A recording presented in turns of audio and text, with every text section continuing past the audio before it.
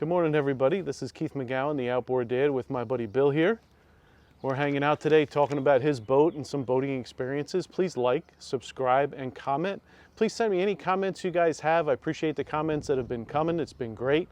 I want to help you have a good boating experience. So, Bill, what can you tell us about your first boat? What got you into boating? First boat that I probably spent any amount of time on was a sailfish. Okay. My grandparents had a house down in Brick Township growing up, and before we were allowed to use the 13-foot whaler, we had to learn how to sail on the sailfish. Isn't that great? So Grandpa taught everybody how to sail. Yep, gave us a little context on where we belonged on the water as far as who had the right of way, all that good stuff, and I fell in love with it. That's awesome. And that was Barnegat Bay. Barnegat Bay, Brick Township, Kettles Creek, off of Paul Jones Drive. Okay. So it's funny because that's when I fell in love with boating. It was back in the late 80s. A buddy of mine, his family had a place on Tom's River out in Barnegat Bay, and guess what they had? An 18-foot Outrage Boston Whaler with a 150-horse Yamaha on it. And I came home from that going, I got to get one of these, man. We got to do this. Yep. So that's cool. What would you say was the best experience you've had on a boat, with family, with friends? Or can you name a couple of them? Man, I think when I go back, probably the best time I ever spent on a boat was on a sailboat with my grandfather. Okay. 16, 18-year-old kid, and just getting quality time out on the water. Yep. You know, and we would sail and BS and talk, and I don't know. It was just a great time to spend with my grandfather.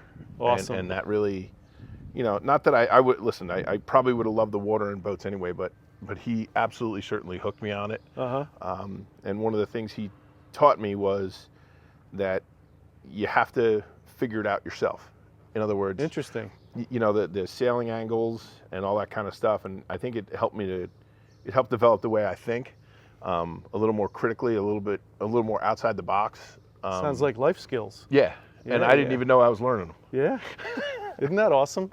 I remember a guy telling me once that you always take your kids fishing or doing something like that because you get time together where eventually it's quiet enough that they can go, hey, Dad, I got a question that they might not have asked you otherwise because life moves so fast. That's pretty cool because I see your Facebook post of the kids taking off on the boat going to Grandma's, right? Yeah, absolutely. Grandma's not too far from here? Yep. Next lagoon up. It's a 15-20 minute boat ride. That's awesome. It's a great excuse to visit Grandma's to take the boat over there. So. And I'm sure Grandma gives them treats and takes chocolate good care chip of them. cookies are always at the ready. That's what it's all about. But boating hasn't always been easy, though, has it? There's been some struggles. No, there definitely has. I mean, boating can be a financial black hole if you let it be. One of the things I've done over the years, and I've had ups and downs in my life, like everybody has. When you have young kids, priorities are there. I remember at one point we have twins and a daughter that's 2 years younger. And one of the issues when they were younger was, daycare was a fortune. Everything was a fortune. Right. We don't go on typically many family vacations, stuff like that. We live down the shore. We're kind of on vacation all the time. When the kids were real young, we did not have, we sold, I had a 34-foot Rinker. Oh, I didn't know that. Cabin cruiser. Wow. Yeah. I sold that boat effectively so my wife could take a year off of work and stay home with the three kids. One day in, I don't know, it was early July, we're sitting around the house and we lived on the water and there was a black hole in the backyard. There was no boat there. Right. So I said, look, I'm going to go find a boat. And I found a 21-foot Boston Whaler Outrage, mid-70s vintage. And that was the first boat that I kind of fixed up from scratch. I came home with it and it had a Honda 130 on it that ran like a top. And the rest of the boat looked like it was abandoned from a clamor. There was a small beehive in it. But basically pressure washed it, had it cleaned up a little bit, and I did one small repair at a time. I threw a 12-gallon plastic tank under the console. Nice, yeah. Use that to run it. So you could get out on the water. Got and out on the enjoy it. water while I was working on the project. Yeah, yeah. You know, you fix the mechanicals first, and then you do the cosmetics as you go along. Yeah. And that boat was fantastic. That's awesome. That boat really, you know, I think it helped the kids fall in love with it. It was good quality time. You go to a sandbar with 3 kids, and you know, it costs you 2 gallons of gas to get over there.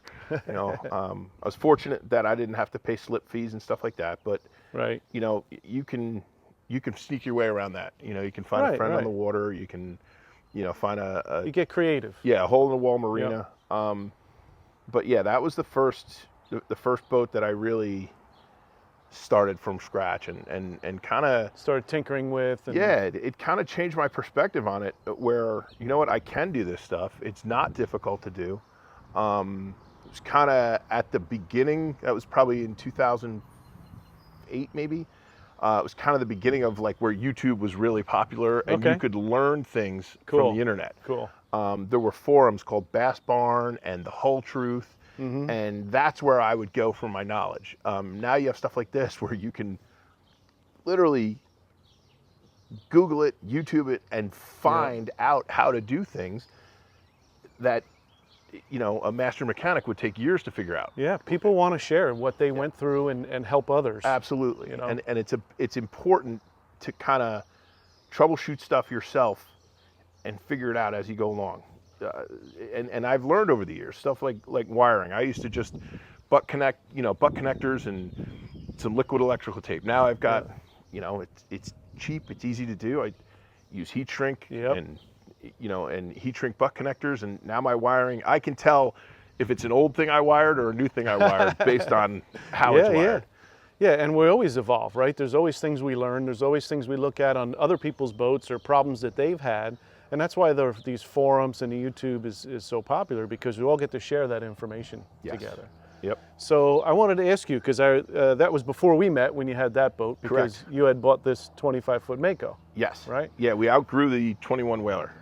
And you had a motor that had troubles. Yes. Bought the boat. It had a 300 HDPI Yamaha on it.